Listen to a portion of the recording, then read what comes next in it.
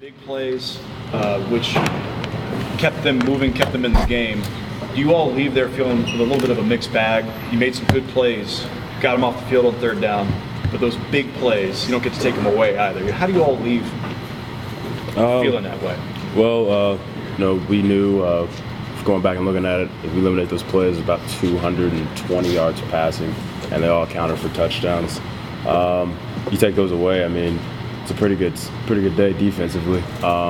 We know we're just a step away.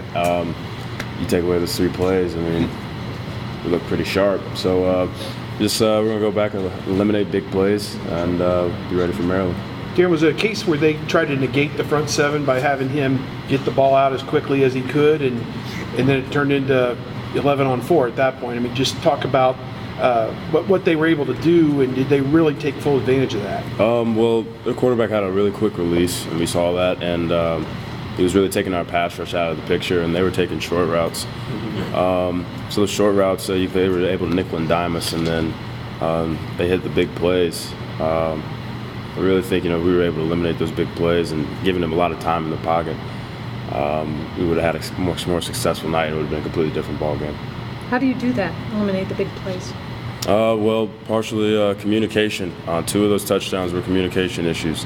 We had our boundary side who had a call in for one of their plays, but we didn't get over to the field side, which would have helped out Eli and helped out Vaughn if we would have had a full communication. So if we would have had that, I mean, take away 2 of those touchdowns. What's the logistical process of getting a call from the field side to boundary or vice versa? Oh, I mean, seeing the play, it's so loud in our stadium.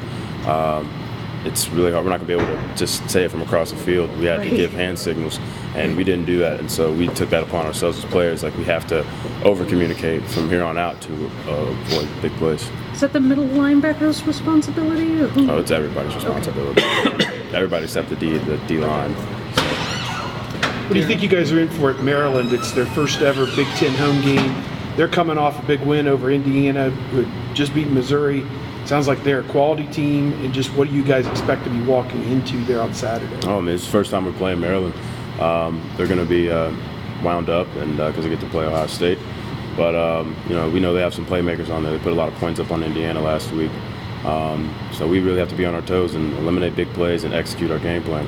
What stands out about their offense? I mean, a little bit you've seen of them, a little bit you've heard of. Stephon Diggs, obviously, is a name all you guys know about and stuff. But what stands out about him? I mean, from what I've heard, he's a playmaker. I'm getting ready to go in and watch some more film on him right now. Yeah. But from all I've heard is just Stephon Diggs. He just makes plays, not just for their offense, but, for special teams, too. So we're going to have to be on our game for this.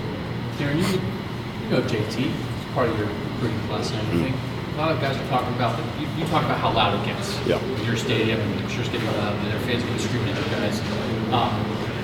Coach Meyer was just talking about when he's making play calls up the line, he's got to be loud in the far field. What do you think, you guys? How can JT get louder?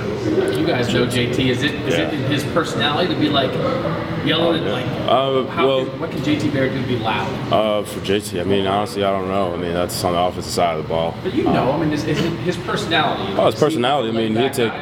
He'll take control when he needs to. JT isn't just he's not too much of a loud guy, but if when he needs to get the job done when it comes to winning a game, I think he'll do what he needs to do and what's necessary. So, like I said, that's on the offensive side of the ball. But I feel he's fully capable of doing that. When you guys are in your nickel package right now, you're basically like a stand-up defensive end. Are you not? That's our third down look. Yeah. Our nickel, I would come out of the game, and Armani Reeves would come in the game. But mainly for our third down, I'd be as a rush in. That's just to help get pressure on the quarterback, and sometimes I'd drop back in coverage also. Why are you a good fit for that? Why are you in that role?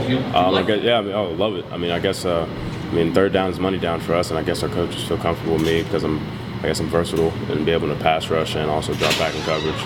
Yeah, 2 more questions. To help affect a pass like you did on the third down the other night and stuff, does that just add fuel to your fire? What does that do for a player from a confidence standpoint? You get really excited. We all get really excited on third down.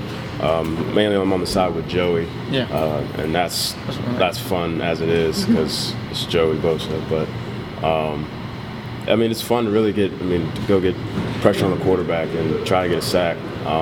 Because if not, I mean, the quarterback might force a bad throw and get an interception, and then that's all we want as a defense. Can you tell offense is paying attention to Joey Bosa now?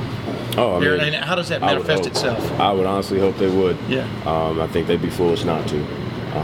Joey Bosa's a great athlete, great defensive line, a great defensive end, and he's a great teammate. And if you don't account for him, it's going to be in for a long night. Can you literally see him, though, summon maybe a little extra every now and then? I mean, can you tell that? I mean, especially, I guess, when you watch video, but maybe even on the field.